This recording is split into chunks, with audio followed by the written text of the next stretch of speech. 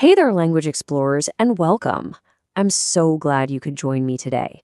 We're about to set off on a really special adventure, a trip to a magical island where we're going to uncover some of the secrets of the English language. Ready? Let's go! Wow, and here we are. We've made it. Just look at this place. You've got sparkling waterfalls, weird little creatures chattering away in the trees. There is so much to see. We've got our explorer's notebook ready, but we're going to need the right tools to write down all the amazing things we find. So, this is our first big challenge, isn't it? We can see that volcano rumbling over there. We see all these twisty trees.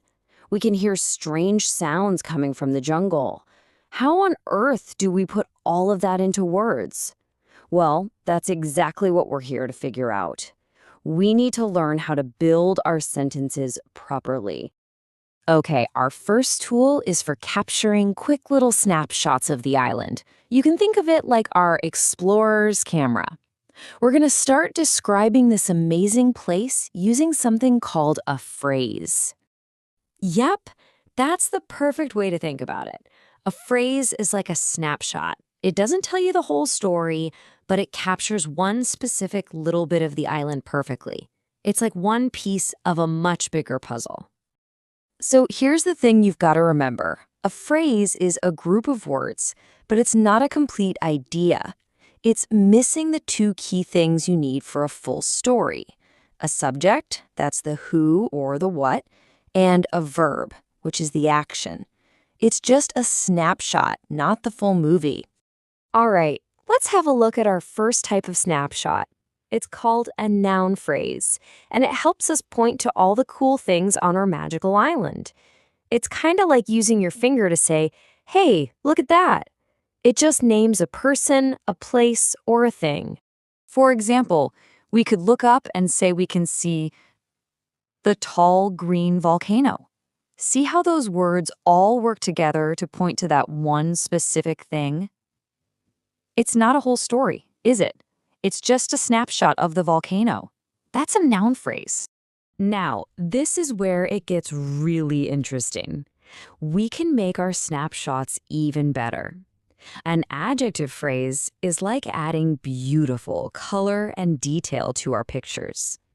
It describes the things we're pointing at, and it makes our notes so much more exciting to read. So, we might see some of those funny little creatures hopping around and say they are full of energy. That phrase, full of energy, tells us more about the creatures. It adds some brilliant detail to our snapshot, doesn't it? You know, every good explorer needs a map, and a prepositional phrase helps us build that map by telling us exactly where things are. It answers the questions where or when. We might look down at the beach and notice that something is sparkling under the rocks. That little phrase tells us exactly where we need to look. It's not just sparkling anywhere, it's specifically under the rocks.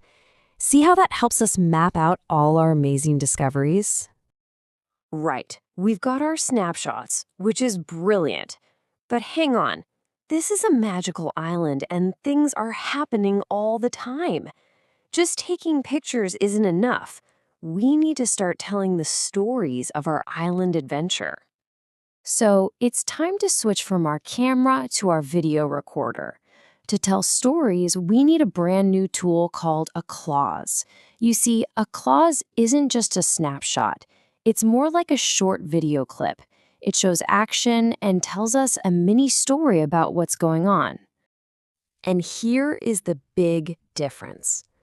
The magic ingredient for a clause is that it has to have both a subject, the who or what, and a verb, the action.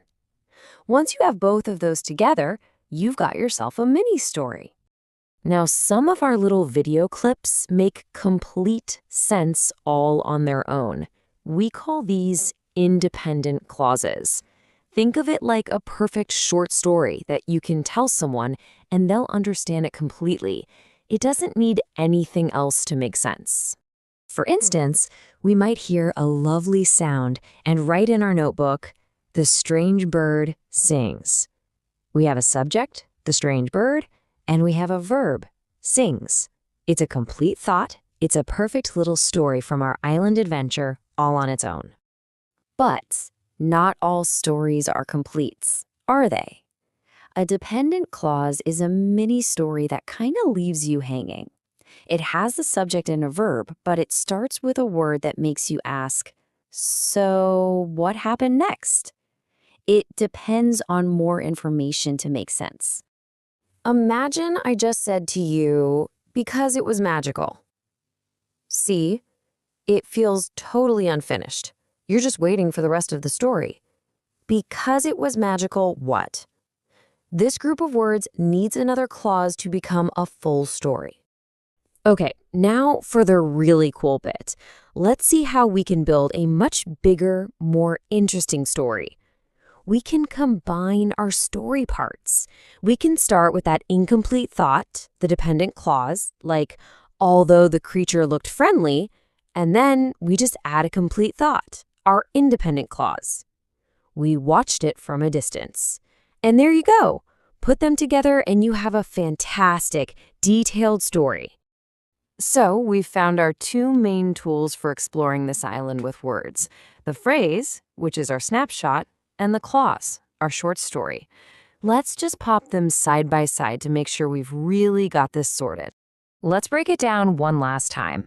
Over on the left, we've got the phrase. It's just a snapshot on the sandy beach. No subject, no verb, just a description of a place.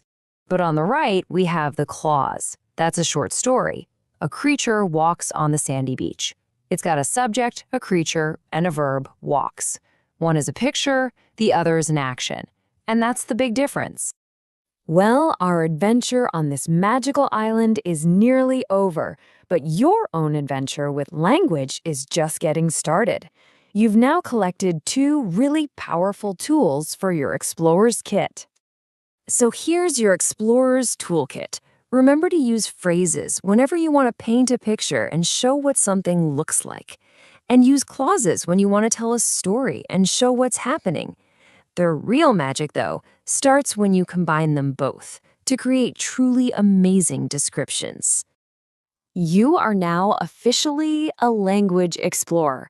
You have the tools to describe not just this magical island, but your own world, your own thoughts, your own amazing adventures.